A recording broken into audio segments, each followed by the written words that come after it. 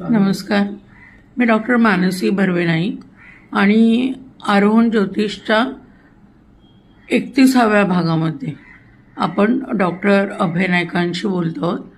Doctor, दत्तक घेणं हा जो प्रकार आहे तो काय कुंडलीमध्येच असतो?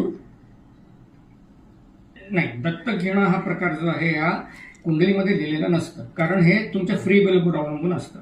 आता जेव्हा तुम्ही नवरा बायको आहे ज्यांना पुत्राची इच्छा आहे त्यांची पत्रिका जर तुम्ही बघितली, मूलसाठी पंचम स्थान, नंतर त्याचा भाऊ सप्तम स्थान, त्याचा भाऊ नवम स्थान, हे तिन्ही स्थानं जर दूषित असतील नवराचे आणि बायकोचे, त्यामुळे तर इथे तुम्हाला तुमचं स्वतःचं बायोलॉजिकल मूल होऊ शकत नाही.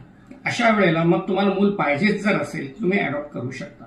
हे तुमच्या फ्री विलवर अवलंबून आहे. तुमच्या पत्रिकेत अडॉप्शन हा भाग नसतो. आणि मग ते मूल कसं असेल हे ते आपल्या हातात नाही. ते तुम्ही संस्कार देता त्याच्यावर अवलंबून आहे. कारण त्याचं ते पत्रिका, त्याचा जन्म तुम्ही त्याप्रमाणे ते जगणार.